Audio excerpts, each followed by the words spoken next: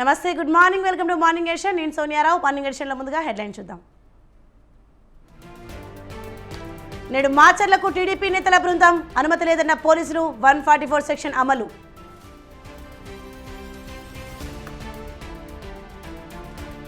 అంబటి పిటిషన్పై నేడు హైకోర్టులో విచారణ, సత్తెనపల్లిలో రీపోలింగ్ జరపాలని కోరుతూ పిటిషన్.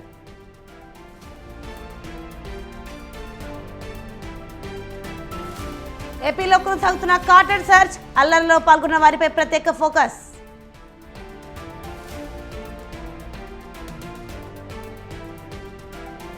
కర్నూలు జిల్లాలో బస్సు బోల్తా, 2 చిన్నారుల మృతి, ఒకరి పరిస్థితి విషమం.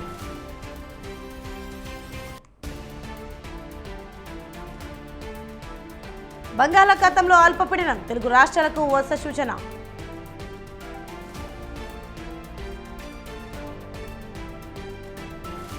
ఎలిమినేటర్ మ్యాచ్లో బెంగళూరుపై రాజస్థాన్ విజయం, రేపు సన్ రైజర్స్తో ఢీ.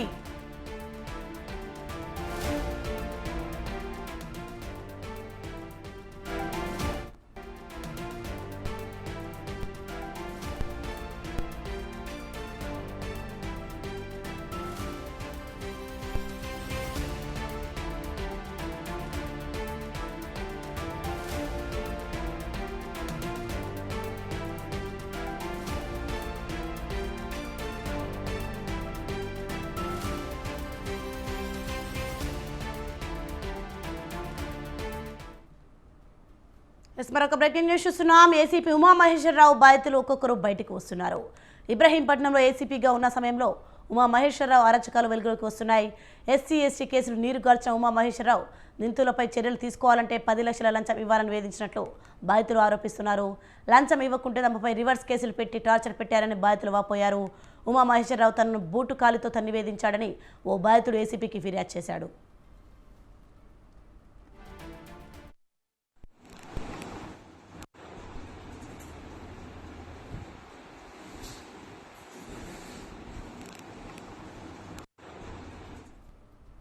ఆదాయానికి మించిన ఆస్తుల కేసులో ఉమామహేశ్వరరావును అరెస్ట్ చేసిన ఏసీబీ అధికారులు కోర్టులో హాజరుపరిచారు. ఉమామహేశ్వరరావుకు 14 రోజుల జ్యుడిషియల్ రిమాండ్ విధించింది నాంపల్లి ఏసీబీ కోర్టు. జూన్ 5వ తేదీ వరకు ఉమామహేశ్వరరావుకు రిమాండ్ విధిస్తూ కోర్టు ఆదేశాలు జారీ చేసింది. దీంతో ఏసీబీ అధికారులు ఆయనను చంచల్గూడ జైలుకు తరలించారు. ఉమామహేశ్వరరావు కుటుంబ సభ్యులు, బంధువులు నివాసాల్లో ఏకకాలంలో సోదాలు నిర్వహించారు. ఏపీ, తెలంగాణలో దాదాపు 14 చోట్ల ఏసీబీ అధికారులు తనిఖీలు చేశారు. ఉమామహేశ్వరరావు ఆగడాల గురించి ఏసీబీ అధికారులకు ఫిర్యాదులు అందాయి. పోలీసులు అధికారాన్ని అడ్డం పెట్టుకుని వేల కోట్ల రూపాయలు సంపాదించినట్లు అధికారులు గుర్తించారు. బాధితులు పెద్ద సంఖ్యలో బయటకు వస్తున్నారు. ఫిర్యాదులన్నీ పరిశీలించిన తర్వాత ఏసీబీ అధికారులు ఏకకాలంలో 14 చోట్ల సోదాలు చేశారు. 3,45,00,000 ప్రాపర్టీని సీజ్ చేశారు.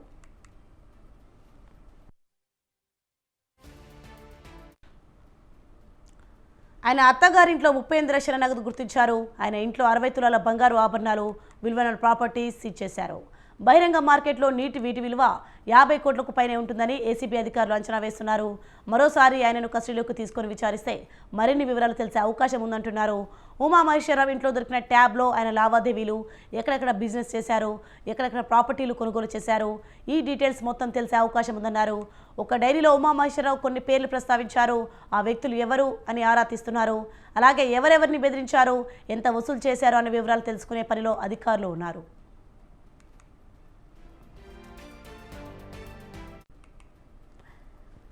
ఇదే అంశానికి సంబంధించి మరింత సమాచారం మా ప్రతినిధి ఉషా ఫోన్లలో అందిస్తారు. ఉషా, చెప్పండి, మొత్తానికి ఏసీబీ ఉమామహేశ్వరరావు బాధితులు ఒక్కొక్కరు బయటకు వస్తున్నట్లు చూస్తున్నాం. దీనిపైన అప్డేట్స్ ఏంటి? ద్వితీయ ఏసీపీ ఉమామహేశ్వరరావుని ఏదైతే నిన్న నాంపల్లి కోర్టులో ప్రొడ్యూస్ చేశారు అధికారులు, ఏసీబీ అధికారులు రిమాండ్ రిపోర్ట్ లో చాలా విస్తుపోయే వాస్తవాలను అయితే పొందుపరిచినట్టుగా తెలుస్తుంది. Section 13 sub class 1 sub class B read with 13 sub class 2 PD act కింద 1988 కింద నమోదు చేశారు. 3,51,00,000 సొత్తునైతే స్వాధీనం చేసినట్టుగా ఇందులో పొందుపరచడం జరిగింది. 8 ప్రాంతాలు 14 చోట్ల సోదాలు నిర్వహించారు. అలాగే 17 ప్రాపర్టీలను గుర్తించారు. అశోక్ నగర్ ఏదైతే తెలంగాణ రాష్ట్ర వ్యాప్తంగా చూసుకున్నట్టయితే అశోక్ నగర్ లో 205, 504 ఫ్లాట్స్ ఏదైతే ఉన్నాయో అందులో సోదాలు నిర్వహించామన్నారు. అలాగే మామ అత్తగారిళ్లలో కూడా కొంత నగదులు వాస్తిపాస్తులకు సంబంధించి కూడా పత్రాలు సేకరించినట్టుగా చెప్పారు. అలాగే బర్కత్పుర ఏదైతే ఉందో డిఎస్పీ సందీప్ రెడ్డి నివాసంలో కూడా సోదాలు నిర్వహించామన్నారు. కాప్రాలో స్నేహితుడు నరేంద్రబాబు నివాసంలో సోదాలు చేశారు. అలాగే సికింద్రాబాద్ లోని నీలిమా నివాసం, ఇందులో నగదు 38 లక్షలు, బంగారం 60 తులాలు స్వాధీనం చేసుకున్నట్టుగా తెలుస్తోంది. షామీర్పేటలో 80 లక్షల విలువైన ఎకరం భూమి కూడా కొనుగోలు చేసినట్టుగా తెలుస్తోంది. షామీర్పేటలో 333 గజాల విల్లా కూడా ఇతని పేరు మీదే ఉన్నట్టుగా తెలుస్తోంది. జవహర్ నగర్ లో 3 గుంటలు, అలాగే గట్కేసర్ లో 4 ఫ్లాట్లు, షామీర్పేటలో 14 గుంటల భూమిని కూడా స్వాధీనం చేసుకున్నారు. అలాగే 3 ఏదైతే షామీర్పేటలోనే ప్రధానంగా ఎక్కువ భూములు కొనుగోలు చేసినట్టుగా కూడా ప్రాథమికంగా అయితే ఏసీబీ అధికారులు అయితే రిమాండ్ రిపోర్ట్ లో పొందుపరచడం జరిగింది. అశోక్ నగర్ లోని అపార్ట్మెంట్ లో 3 ఫ్లాట్లు కూడా ఇతనివేగా గుర్తించారు. కూకట్పల్లిలో 200 గజాల ఫ్లాట్లు. మొత్తం ఏపీ విషయానికి వస్తే వైజాగ్ లో 25 సెంట్ల భూమితో పాటు చోడవరంలో 5.92 ఎకరాలు 240 గజాల ఫ్లాట్ కూడా కొనుగోలు చేసినట్టుగా తెలుస్తోంది. దొండపూడిలో 2.20 ఎకరాలు, అనకాపల్లిలో బంధువులు మహాలక్ష్మి ఇంట్లో సోదాలు నిర్వహించారు. విశాఖపట్నం బంధువులు వరహాలమ్మ రామారావు ఇళ్లలో సోదాలు నిర్వహించామన్నారు. అలాగే బినామీ ఆస్తులపై దర్యాప్తు అయితే కొనసాగుతోంది. ఉమామహేశ్వరరావుతో పాటు మరో డిఎస్పీ ఇంటిపై సోదాలు చేసిన ఏసీబీ అధికారులు ఆర్ఎస్ కన్స్ట్రక్షన్స్ విల్లా కొనుగోలు కోసం 50 లక్షలు పెట్టుబడులు పెట్టినట్టుగా ఉమామహేశ్వరరావు తెలుస్తోంది. నిందితుడైనటువంటి ఉమామహేశ్వరరావు ఏదైతే ఇప్పటి వరకు కూడా చేసినటువంటి అక్రమాస్తులు ఏవైతే ఉన్నాయో, ఈ కూడబెట్టినటువంటి అక్రమాస్తులు మొత్తానికి సంబంధించి పూర్తి స్థాయిలో కూఫీ లాగడానికి అయితే కస్టడీ కోరే అవకాశం ఉంటుంది. నిన్న 14 రోజుల రిమాండ్ లో భాగంగా జూన్ 5 వరకు కూడా ఉంది కాబట్టి నేడు గాని రేపు గాని ఏసీబీ అధికారులు ఉమామహేశ్వరరావుని కస్టడీ కోరే అవకాశం ఉంటుంది. Thanks for the information, Usha.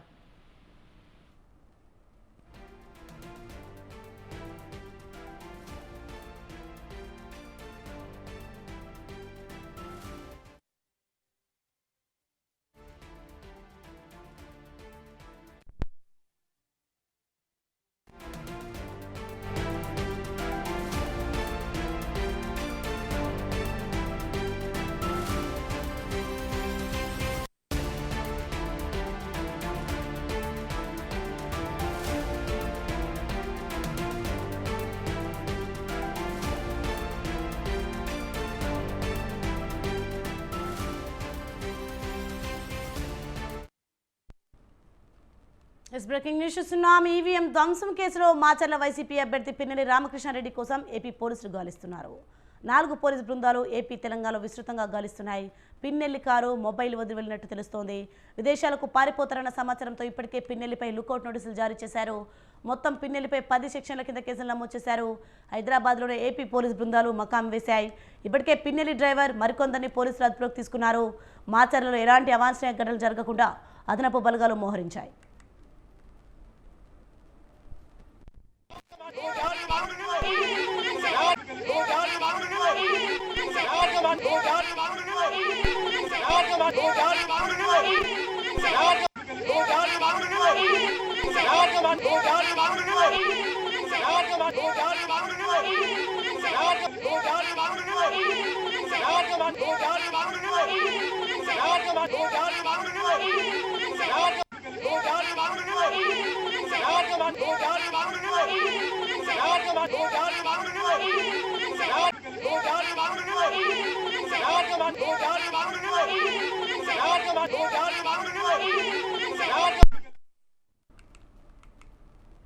Breaking news చూస్తున్నాం మనం. ఈవీఎం ధ్వంసం కేసులో మాచర్ల వైసీపీ అభ్యర్థి పిన్నెల్లి రామకృష్ణారెడ్డి కోసం ఏపీ పోలీసులు గాలిస్తున్నారు. 4 పోలీసు బృందాలు ఏపీ తెలంగాణలో విస్తృతంగా గాలిస్తున్నాయి. రైట్, ఇదే అంశానికి సంబంధించి మరింత సమాచారం మా ప్రతినిధి రమేష్ ఫోన్లలో అందిస్తారు. Yes Ramesh. Macherla MLA Pinnelli Ramakrishna Reddy EVM ధ్వంసానికి సంబంధించి ఇప్పటికే పోలీసులు ఆయన్ని అరెస్ట్ చేసేందుకు ముమ్మరంగా ప్రయత్నాలు చేస్తూ ఉన్నారు. ప్రధానంగా ఈవీఎంలో ధ్వంసం చేయడాన్ని కేంద్ర ఎన్నికల సంఘం కూడా సీరియస్ గా తీసుకుంది. భవిష్యత్తులో ఎలాంటి సంఘటనలు పునరావృతం కాకుండా ఉండాలంటే ఈవీఎం ధ్వంసానికి పాల్పడిన ఎమ్మెల్యే పైన కఠిన చర్యలు తీసుకోవాలంటూ ఇప్పటికే రాష్ట్ర ఎన్నికల సంఘానికి కేంద్ర ఎన్నికల సంఘం ఆదేశించింది. కేంద్ర ఎన్నికల సంఘం ఆదేశాల నేపథ్యంలో ఇటు పోలీసు యంత్రాంగం కూడా అప్రమత్తమైంది. పిన్నెల్లి రామకృష్ణారెడ్డిని అరెస్ట్ చేసేందుకు అన్ని ప్రయత్నాలు చేస్తుంది. నిన్నే హైదరాబాద్ వెళ్ళినటువంటి ఏపీ పోలీసుల టీంను ఆయన్ని అరెస్ట్ చేసేందుకు ప్రయత్నం చేసినప్పటికీ పిన్నెల్లి రామకృష్ణకి ఆచూకీ మాత్రం తెలియలేదు. దీంతో పిన్నెల్ని అరెస్ట్ చేసేందుకు ప్రత్యేకంగా 4 పోలీసు బృందాలను కూడా ఏపీ పోలీసులు ఏర్పాటు చేయడం జరిగింది. పిన్నెల్లి రామకృష్ణారెడ్డి విదేశాలకు వెళ్లే అవకాశం ఉందని ప్రచారం జరుగుతున్నటువంటి నేపథ్యంలో ఇప్పటికే లుక్అవుట్ నోటీసులు కూడా పోలీసులు జారీ చేశారు. ఈవీఎం ధ్వంసానికి సంబంధించి మొత్తం 3 చట్టాల పరిధిలో 10 సెక్షన్ల కింద కేసులు కూడా నమోదైనటువంటి పరిస్థితి కూడా ఉంది. పిన్నెల్లి రామకృష్ణారెడ్డి అరెస్టు చేసేందుకు అన్ని ప్రయత్నాలు కూడా జరుగుతున్నాయి. మరోవైపు ఈవీఎం ధ్వంసం ఘటనకు సంబంధించి ఇటు రాష్ట్ర ఎన్నికల సంఘం కూడా విచారణ జరుపుతూ ఉంది. ఈవీఎం ధ్వంసం చేసినప్పటికీ అక్కడ ఎన్నికల విధులు నిర్వహిస్తున్నటువంటి అధికారులు ఈ అంశాన్ని రాష్ట్ర ఎన్నికల సంఘం దృష్టికి తీసుకురాలేదు. ఈ నేపథ్యంలో అక్కడ విధులు నిర్వర్తించినటువంటి అధికారుల పైన కూడా రాష్ట్ర ఎన్నికల సంఘం చర్యలు చేపట్టింది.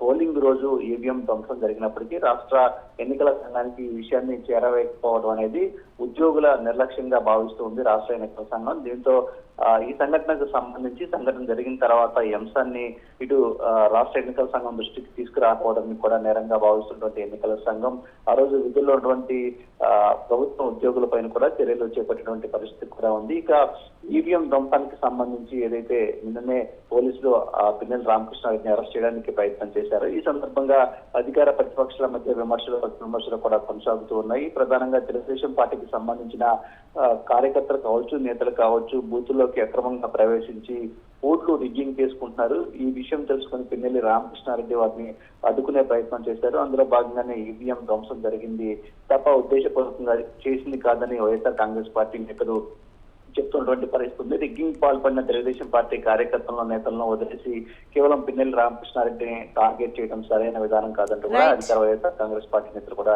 చెప్తున్నటువంటి పరిస్థితి కూడా ఉంది. మొత్తంగా చూస్తే ఈవీఎం ధ్వంసానికి సంబంధించి ఇటు రాష్ట్ర ఎన్నికల సంఘం, కేంద్ర ఎన్నికల సంఘం ఈ అంశాన్ని సీరియస్ గా తీసుకుంది. పిన్నెల్లి రామకృష్ణారెడ్డిని అరెస్ట్ చేయాలని ఇప్పటికే పోలీస్ శాఖకు ఆదేశాలు కూడా జారీ చేసిన పరిస్థితి కూడా ఉంది. పిన్నెల్ని అరెస్ట్ చేసేందుకు పోలీసులు కూడా ప్రయత్నాలు చేస్తున్న పరిస్థితి ఉంది. Soni, thanks for the updates Ramesh.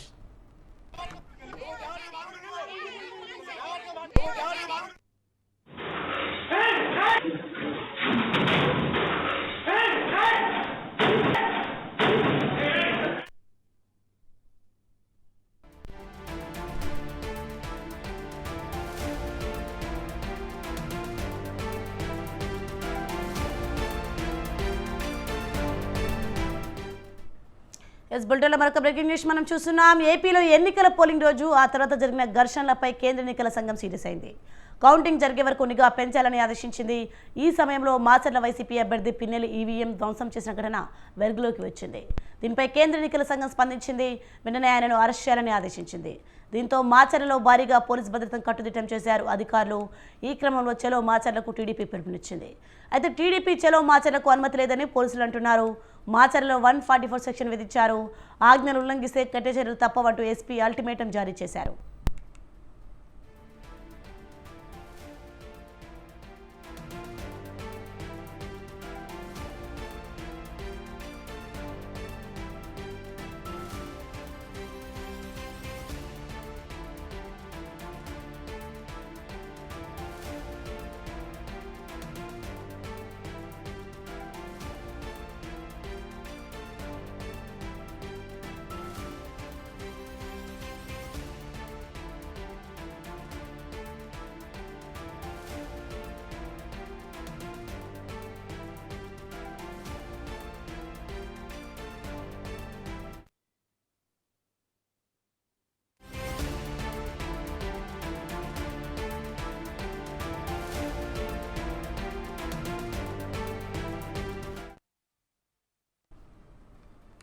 ఉమ్మడి నల్గొండ, ఖమ్మం, వరంగల్ పట్టభద్ర ఎమ్మెల్సీ ఉప ఎన్నికల్లో కాంగ్రెస్ తరపున బరిలో దిగిన తీన్మార్ మల్లనను గెలిపించాల్సిన అవసరం ఉన్నదని సీఎం రేవంత్ రెడ్డి పేర్కొన్నారు.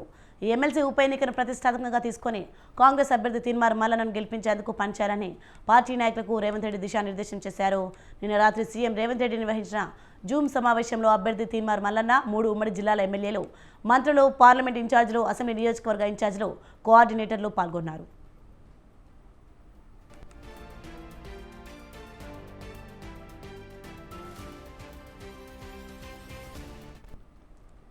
3 ఉమ్మడి జిల్లాల నాయకులు క్రియాశీలకంగా పనిచేయాలని సీఎం రేవంత్ రెడ్డి స్పష్టం చేశారు. ఈ నెల 27న పోలింగ్ ఉన్నందున క్షేత్రస్థాయిలో కార్యకర్తలు, మండల స్థాయి నాయకులను సన్నద్ధం చేయాలని సూచించారు. ప్రతి ఎమ్మెల్యే తమ అసెంబ్లీ నియోజకవర్గంలోని అన్ని పోలింగ్ బూత్లను సందర్శించాలన్నారు. నిరుద్యోగులు, విద్యార్థుల సమస్యల పరిష్కారం కోసం తీన్మార్ మల్లన్న ప్రభుత్వానికి వారధిగా పనిచేస్తారని, తీన్మార్ మల్లన్ననే కాంగ్రెస్ పార్టీ ఎన్నికగా పనిచేసి గెలుపునకు పనిచేయాలన్నారు. ఈ ఉప ఎన్నికల్లో కాంగ్రెస్ పార్టీని అత్యధిక మెజార్టీతో గెలిపించాలని నాయకులకు సూచించారు.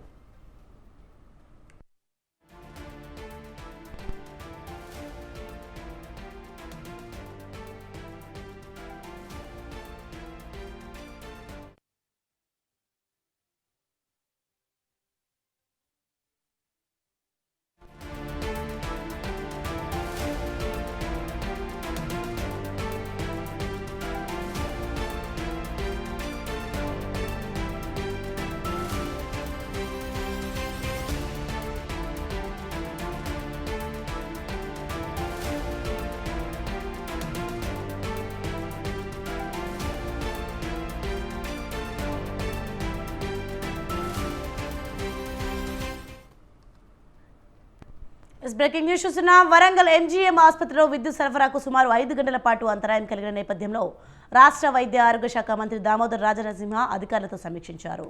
ఈ ఘటనలో రోగులు తీవ్ర ఇబ్బందులకు గురి కావడానికి బాధ్యులను గుర్తించి 24 గంటల నివేదిక ఇవ్వాలని టీఎస్ఎం ఎస్ఐడిసి మేనేజింగ్ డైరెక్టర్ను ఆదేశించారు. విద్యుత్ సరఫరాకు అంతరాయం ఏర్పడినప్పుడు వైద్య ఆరోగ్య సేవలకు ఎలాంటి ఆటంకం కలగకుండా జనరేటర్ల ద్వారా సేవలు అందించేందుకు చర్యలు తీసుకోవాలన్నారు. రానున్న వర్షాకాలంలో వరంగల్ తరహా ఘటనలు పునరావృతం కాకుండా చర్యలు తీసుకోవాలని, రాష్ట్రంలోని అన్ని ప్రభుత్వ ఆసుపత్రుల్లో జనరేటర్లను ఇంజనీర్లతో తనిఖీ చేయించాలని, లేని చోట్ల కొత్తవి ఏర్పాటు చేయాలని ఆదేశించారు. మంత్రి ఆదేశాలతో ఆసుపత్రి పరిశీలించిన జిల్లా కలెక్టర్ ప్రావీణ్య ఎంజీఎం సూపరింటెండెంట్కు షోకాజ్ నోటీస్ జారీ చేశారు.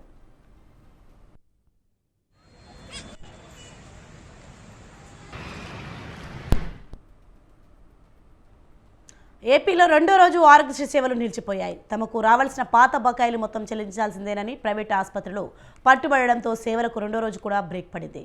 అయితే అత్యవసరంగా 203 కోట్ల రూపాయల నిధులను ఏపీ సర్కార్ విడుదల చేసినప్పటికీ పూర్తిగా బకాయిలు చెల్లిస్తేనే సేవలు అందిస్తామని తేల్చి చెబుతున్నాయి ప్రైవేట్ ఆసుపత్రి వర్గాలు. దీంతో ఆరోగ్యశ్రీ సేవలకు బ్రేక్ పడింది. ఇక ఇప్పటికే ప్రైవేట్ ఆసుపత్రి వర్గాలతో ఆరోగ్యశ్రీ సీఈఓ 2 సార్లు చర్చలు జరిపినప్పటికీ అవి సఫలం కాలేదు. దీంతో మరోసారి చర్చలు జరిపే అవకాశం ఉంది. మరోపక్క ఆరోగ్యశ్రీ సేవలు నిలిపివేస్తే చర్యలు తప్పవని హెచ్చరించారు సీఈఓ. ఈ మేరకు కలెక్టర్లకు ఆదేశాలు కూడా జారీ చేశారు.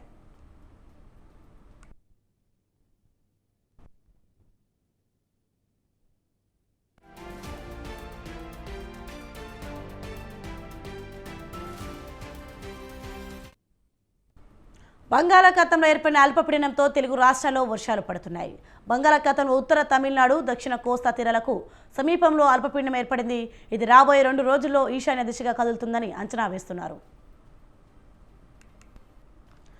అల్పపీడనం ప్రభావంతో ఆంధ్రప్రదేశ్ రాష్ట్ర వ్యాప్తంగా నేడు, రేపు తేలికపాటి నుంచి ఓ మోస్తరు వర్షాలు కురిసే అవకాశం ఉందని వాతావరణ శాఖ తెలిపింది. అల్పపీడనం ప్రభావంతో ఇవాళ పార్వతీపురం, మన్యం, అల్లూరి సీతారామరాజు, ఏలూరు, కృష్ణా, ఎన్టీఆర్, అన్నమయ్య, చిత్తూరు, తిరుపతి జిల్లాలో అక్కడక్కడ పిడుగులతో కూడిన తేలికపాటి వర్షాలు కురిసే అవకాశం ఉంది. అల్పపీడనం శుక్రవారం ఉదయానికి వాయుగుండంగా, శనివారం సాయంత్రానికి తుఫాన్గా బలపడే అవకాశం ఉందని వాతావరణ శాఖ తెలిపింది. ఈ వాయుగుండం తుఫాన్గా బలపడితే ఒమన్ సూచించిన రెమాల్గా పేరు పెడతారు. మరోవైపు సముద్రం అల్లకల్లోలంగా ఉంటుందని, మత్స్యకారులు ఆదివారం వరకు సముద్రంలో చేపల వేటకు వెళ్లకూడదని అధికారులు హెచ్చరించారు. ఈ నెల 25న ఈ తుఫాన్ పశ్చిమ బెంగాల్, బంగ్లాదేశ్ మధ్య తీరం దాటుతుందని అంచనా వేస్తున్నారు.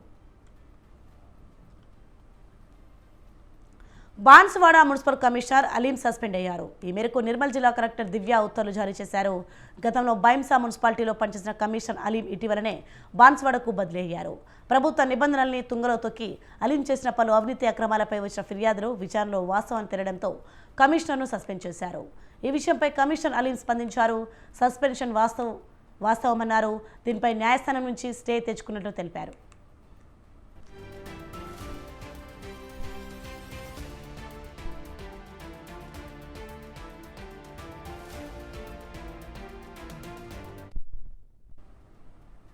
ఐపీఎల్ 2024లో భాగంగా రాయల్ ఛాలెంజర్స్ బెంగళూరుతో జరిగిన ఎలిమినేటర్ మ్యాచ్లో రాజస్థాన్ రాయల్స్ విజయం సాధించింది. ఇంకా 6 బంతులు మిగిలి ఉండగానే 4 వికెట్ల తేడాతో ప్రత్యర్థిని చిత్తు చేసింది. బెంగళూరు నిర్దేశించిన 173 పరుగుల విజయమే లక్ష్యాన్ని రాజస్థాన్ అద్భుతమైన ప్రదర్శనతో ఛేదించింది. ఆర్ఆర్ ఓపెనర్ యశస్వి జైస్వాల్ 45 పరుగులు, రియాన్ పరాగ్ 36 పరుగులతో రాణించారు. ధ్రువ్ జురేల్ సింగ్ డిజిట్కే పరిమితమయ్యాడు. ఫలితంగా బెంగళూరు నిర్దేశించిన 173 పరుగుల లక్ష్యాన్ని రాజస్థాన్ ఛేదించింది. 19 ఓవర్లలో 6 వికెట్ల నష్టానికి 174 పరుగులతో విజయాన్ని అందుకుంది. తద్వారా ఫైనల్ బెర్త్ కోసం హైదరాబాద్ జట్టుతో రాజస్థాన్ పోటీ పడింది.